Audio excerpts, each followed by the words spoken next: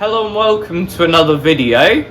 In today's video we are continuing with our 3 Rideamatics project, and today specifically we are going to be looking at the Versamatic adjustment on our 1961.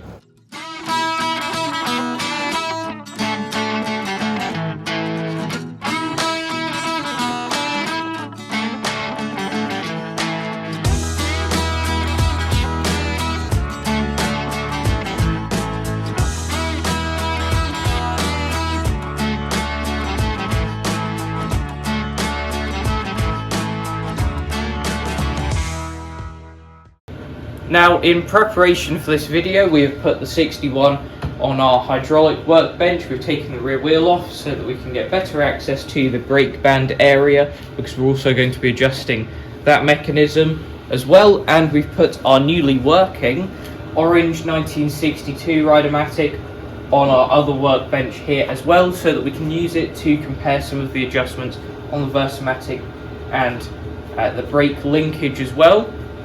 We've already compared this Rideamatic to our red one, and they are pretty much the same settings wise. So we're thinking that if we can replicate the settings and adjustment that we can see on this one across to the green 1961, then we'll be around the right place, and then we can fine tune it from there. We also had this out for a run this morning, which is why the tyres are a bit wet, and most of the fake chrome is off the exhaust pipe now. Now, before we get started, let's talk a bit about how this should work and how to adjust one of these. So the Versamatic adjustment is done on this Clevis fork here, which then has a threaded part which attaches to this Versamatic sheave pulley here, and then the adjustment points for the brakes. You've got this bolt here which goes against this part. That bracket goes down there, has a rod that goes underneath the chassis here to this bracket which is attached to the brake band. That closes that up around the kind of, I wouldn't say pulley part, but the bit that comes out of the gearbox there to act as a brake. Now, when it comes to Versamatic adjustment, the manual says that when you have this in the neutral or brake position, the engine should be able to idle without turning this pulley, which, as you can see, that can do nicely. And then once you move it up to the first driving position, that should drive both of those pulleys, which this does. So that shows that this is adjusted correctly. As you can see, that's the kind of slack that we want on there. And there isn't much in the manual about kind of this bolt and what hole you should put the brake rod in on the back. There isn't much information about that, so that's kind of on us to adjust that. But if we look at this 61, you can see that the thread on the Clevis fork is all the way out at the moment, so that needs winding in, as is this bolt here for the braking system. Now that means that when I pull this back into the brake position, it's kind of the side of the bolt that's hitting it, rather than square on the head of the bolt hitting that bracket, which is really not very good. And the kind of over-center position for the brake on this is very tight, which is probably to do with where the rod is positioned in this bracket and how stretched that spring is already. This is all stuff that we're going to be having a look at today. Now, we've previously determined that these belts are the wrong size, and they're badly kind of molded into one shape from sitting for about 10 years outside and not moving at all. So we have new belts to go from engine pulley to the sheave pulley, and then down to the pulley that goes onto the drive chain. So those will be going on in just a second. To get those on, we're going to need to take this belt guard off that goes around the engine pulley. Now, we've already cleaned up the sheave pulley, and we're going to do the same with this engine pulley since it's badly corroded. Again, another product of this sitting outside for so long. But we have to do this to get that belt on as well, so it's kind of a 2 for 1. And then it's going to be a bit of a challenge getting some of these belts off with all the PTO linkage still there, but we'll see what we have to do. That is this off now, and we could probably give this a clean up at the same time. And as I was saying, there's all that kind of corrosion on the pulley that we're now going to clean up. First thing we're going to do is just measure the Clevis fork adjustment on the orange 62, and the amount of rod that's sticking through the Clevis fork is about 1/4 of an inch, as you can see there. The calipers are kind of upside down from how you're looking at them. So that's the measurement we're going to try and replicate on the green one. Our first challenge here is going to be disconnecting the Clevis fork so that we can wind it in a bit. As you can see, we need to take this split pin off there, and that's quite hard to get to when you've got this brake bar right next to it, which if we have a look at the 1962, it's not really like that. There's quite a big gap between where that split pin is and then the brake bar, which is back there. So we're thinking that we should probably try to let some pressure off of this first so that we can hopefully get ourselves a bit more space. So I'll just wind this off a bit.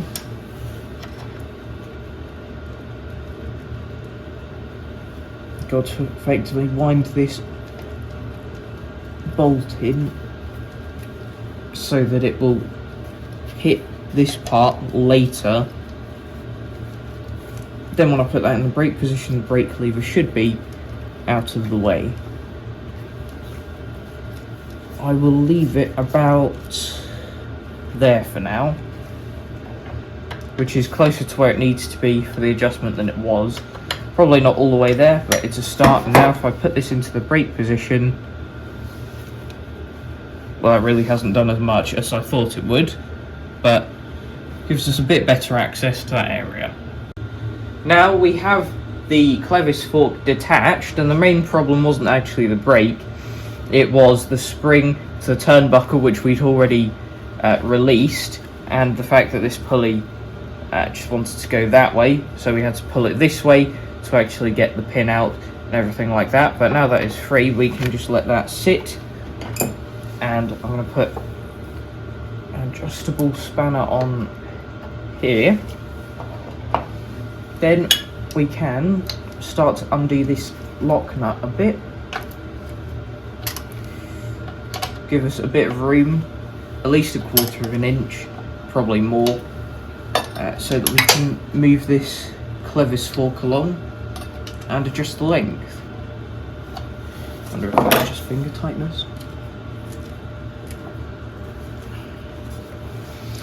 Not really. It's quite stiff along here because this thread isn't very clean. We have the Clevis fork adjusted to roughly where it is on the orange 1962 Rideamatic now, and probably moved it in about 20 turns. You can tell the difference between now and how it was before, because this actually clears the fuel tank bracket, whereas before we couldn't get it past it, kept hitting it about here. So that shows how much we've shortened it.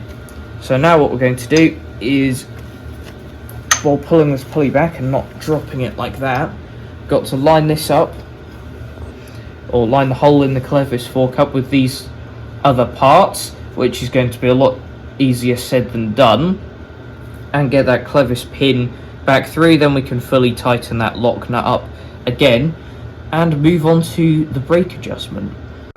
We've connected up that pin again and made sure that our Clevis fork is fully tightened up. Next thing we're going to do is put the belts on, and to do this one that goes from the engine to the Versamatic pulley here has to go on first. This can be a bit difficult, but this doesn't seem like it's going to be too bad. I don't know. Never mind. Try and push this down a bit. This is why Bolens recommends releasing the tension out of the turnbuckle to change the belts. There we are. That is the first one on. Now for the second one, which we're going to have to put on from the bottom here. Bit difficult going around this PTO belt, but we don't really want to take it off. Not sure we're actually able to take it off with all these brackets and stuff on here. But this gets pushed up from the bottom like so, and then well, in theory this thing goes onto here. However, I'm probably going to need a hand from my cameraman to actually make it go on there. We've got that second belt on now.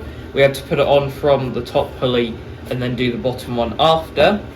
We'll only really know whether this adjustment has worked or not once we've got this belt guard back on, which is quite tight on that belt, but obviously it's a new belt, it's not used to being stretched this much at the moment. So I'll just try and line these up.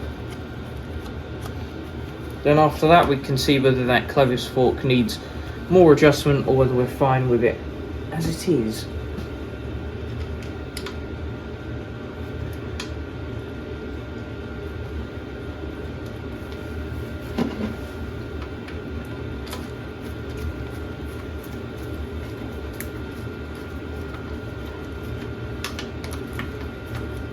Nearly there.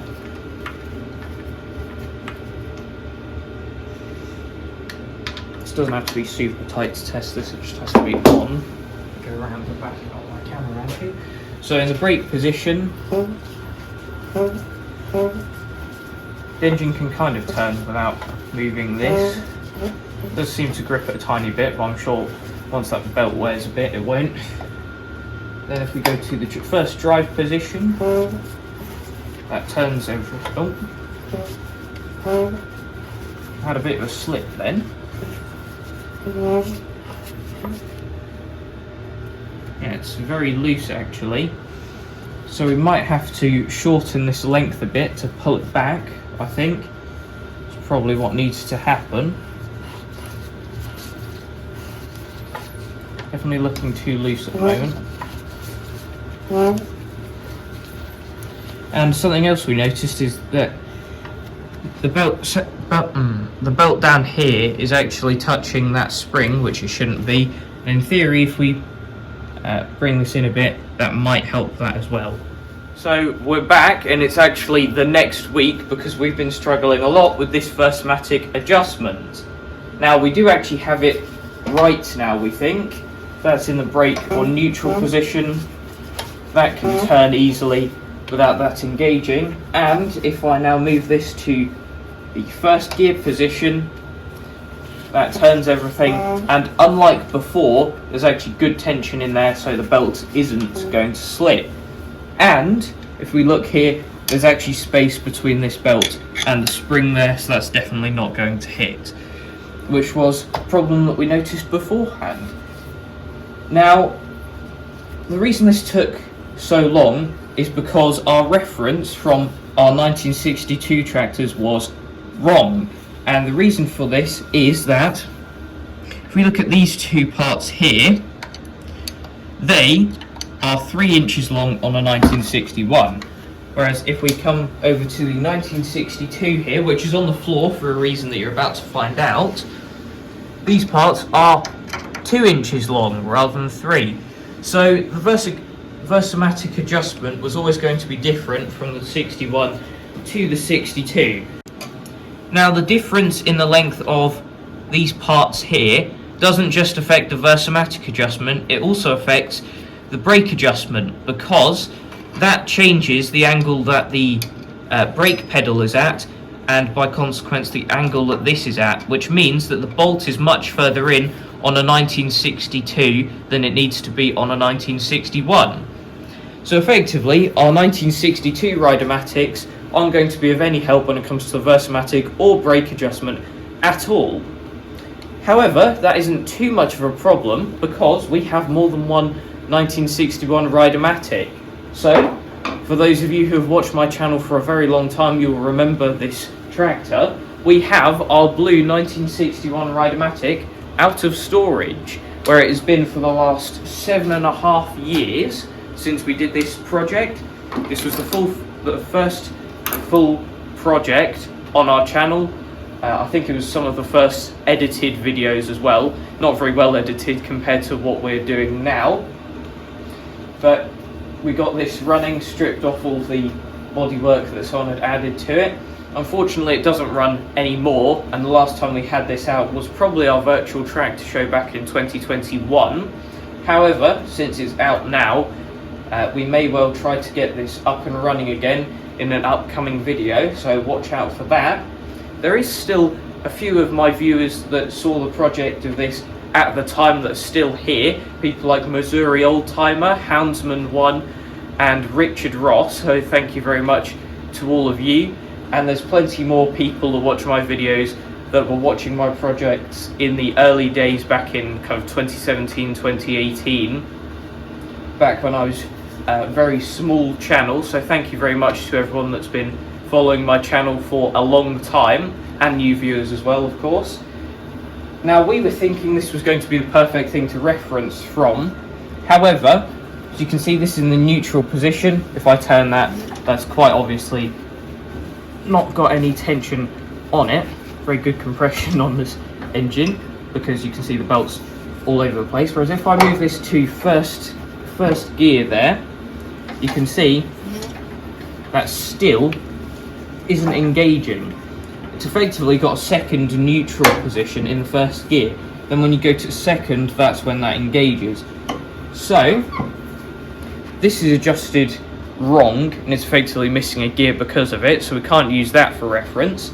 So then we had a look at the brake, and when I pull this down, that does touch that kind of brake part that then goes back to the brake band back here. It doesn't seem to actually engage it very much at all, so I don't think the brake's actually having an effect. As you can see, I can rock that easily. So we're pretty much on our own, I think, when it comes to these adjustments. So we are going to play around a bit with the bolt on the green 61 and see if we can get it right to the point where it actually engages the brake when we pull it back. Now, we've done some playing around off camera to try and work out where the best place for this is. So we've adjusted this now. We've moved the bolt right the way out, so that now when it's in the neutral position, if I demonstrate going from a gear to neutral there, when that's sitting in neutral, that is touching this bracket, which goes down to the brake linkage, goes back here to the brake band. So it's touching that, but not moving it, so it isn't engaging the brake band. And then what we found was that when you pulled the lever back over center so that it locked into the brake position, the brake pedal and the whole linkage would engage the brake band, and then it would pop back out again so that the brake wasn't engaged. So we tried to do some adjustment of this bolt to fix that. Didn't really have an effect, so in the end we moved the stopper on the Versamatic up. On pretty much all of our other tractors it's right at the bottom, but we decided to move it up a bit so that when you push this down, the lever goes over center, engages the brake band, so it's still locked into the braking position. It's not going to pop back up, but the brake is engaged still, and it doesn't disengage again like it did before. So we think that's pretty much set up how it should be now, and we have tested it by turning the wheel and everything, and that seems to be working. So although it took a lot longer than it should have done, we've kind of completed our objective for this video, which was to adjust the Versamatic. We originally thought that we were just going to roughly adjust it today and fine-tune it later. However, I hope that with the amount of time that we spent on this, we have now fine-tuned it to be correct, and we can move on to something else in the next video. But that is it for this video. Thanks for watching, and I'll see you in the next one. Bye.